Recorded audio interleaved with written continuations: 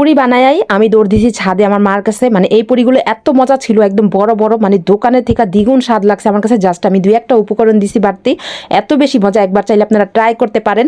আর আমার অনেক মজার মজার রেসিপি আছে, চাইলে দেখে আসতে পারেন। ভর্তা রেসিপিগুলো সাধারণত আমি বেশি দিই, এর জন্য দেখেন এই যে বেশি করে কাঁচামরিচ কেনা হয়েছে। টমেটো দেখলেই আমার ভর্তা খাইতে ইচ্ছা করে, কাঁচামরিচ দেখলেই আমার ভর্তা খাইতে ইচ্ছা করে।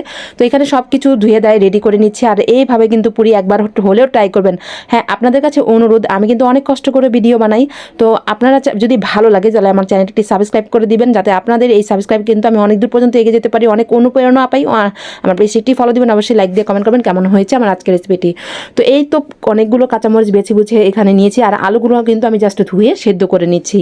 তো আলু এখান দিয়ে সেদ্ধ করতে করতে এই যে এগুলো সব কিছু আমরা মানে বেছে নিছি, যেগুলো একটু ভালো বেশি ভালো সেগুলো আলাদা করে নিছি। তো এটা একটা ছোট টিপস, আলাদা করলে কিন্তু অনেকদিন ভালো থাকে। শুকনা মরিচ টেলে নিয়েছিলাম পুরির জন্য। শুকনা মরিচগুলো কিন্তু একটু ঝাল পুরি বানাবো, এই জন্য আমার কাছে খুব ভাল লাগে ঝাল খাইতে। আর একটা উপকরণ দিব, ওইটা দিলে কিন্তু পুরির স্বাদটা দ্বিগুণ বেড়ে যাবে। তো শুকনা মরিচগুলো হাতে এভাবে মেখে আমি একদম টেলে নিয়েছিলাম। তো মেখে এরকম গুঁড়া করে ফেলছি। তারপর আলুগুলো সিদ্ধ করে নিয়ে আসছি। এখন সিদ্ধ করে আলুগুলো ভালো করে ছিলে নিচ্ছি। তো আসলে ভাল লাগে মাঝে মধ্যে রান্না বান্না, মাঝে মধ্যে এরকম নাস্তা দোকান থেকে না কিনে কিন্তু বাসায় কিন্তু কম খরচে বানানো যায়। কারণ দোকানে কিন্তু এগুলো কিনতে গেলে এক একটা পুরির দাম মিনিমাম 15 থেকে 20 টাকা। যেহেতু আমি অনেক বড় পুরি বানিয়েছি, অনেক বেশি মজা ছিল এটা। আর এভাবে কিন্তু কম খরচে বাসায় কিন্তু অল্প খরচে আপনি অনেকগুলো পুরি বানিয়ে ফেলতে পারেন, এমনকি মন ভরে খেতেও পারেন। সবাই কিন্তু খুব প্রশংসা করবে। তো আলুগুলো ভালো করে মেখে নিচ্ছি। তারপর লবণ দিয়েছি পরিমাণ। এখন শুকনা মরিচটা দিয়ে দিব, যেটা টেলে সবগুলো দিয়ে দিয়েছি। ঝালটা কিন্তু আপনারা চাইলে পরিমাণে কম দিতে পারেন, কিন্তু এটা কিন্তু আমার কাছে একদমই ঝাল লাগে নাই। অনেকেই জানেন যে আমি ঝালটা একটু বেশি খাই, তাই ঝাল বেশি দিই, কিন্তু এটা আমার কাছে তেমন ঝাল লাগে নাই। মানে সবাই ঠিকই বলেছে। তো একটা ম্যাজিক মশলা দিয়েছে, যে স্বাদ ম্যাজিক মশলা, এটাই কিন্তু দ্বিগুণ স্বাদ বেড়ে যাবে। লবণটা কিন্তু পরিমাণ একটু কম দিবেন, কারণ পুরিতে লবণটা কিন্তু বেশি হলে ভালো লাগে না। তারপর ভালো করে মেখে নিচ্ছি। এটা কিন্তু এমনিতেই স্বাদ, আমি একটু আলু ভর্তার মতো খেয়ে ফেলেছিলাম, ভালো লাগতেছিল।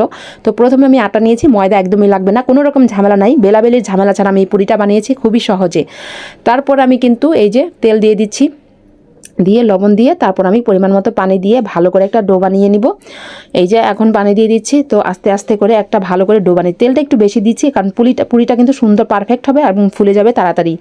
তারপর এই যে ভালো করে একটা ডো বানিয়ে এখন উপর দিয়ে তেল দিয়ে তারপর আমি কিন্তু এটা রেখে দিব কিছুক্ষণ। উপর দিয়ে ভালো করে তেল চারপাশে ঘুরিয়ে গাড়িয়ে দিয়ে হালকা একটু তেল দিয়ে রেখে দিলে এটা উপর দিয়ে শুকিয়ে যাবেন আর কি। এই আর কি, বেলাবেলির কোনো ঝামেলা নাই। এই পুরিটা অনেক বেশি সহজ, চাইলে আপনারা ট্রাই করতে পারেন এইভাবে একবার। তারপর এখন আমি বাকিটা করব, আপনারা অবশ্যই পুরো ভিডিও দেখবেন। তো এই তো রেখে দিয়েছি। রেখে দেওয়ার পর আমার 2-1টা পুরি ভাজা হয়ে গেছিলো, ভিডিওটা ওপেন করতে মনে ছিল না। তো এখন এই যে হাতে এইভাবে দেখেন চেপে চেপে তারপর আমি কিন্তু আলুটা বেশি করে দিয়ে দিচ্ছি। আলুটা বেশি দিলে আমার অনেক বেশি ভালো লাগে পুরিটা, যেহেতু আমি মানে ঝাল পুরি খাবো। আমার তো এখনই জিভায় পানি আবার চলে আসছে ভিডিও এডিটের সময়। চুলাটা রং করতেছিল ওইদিকে, তো সমস্যা নেই।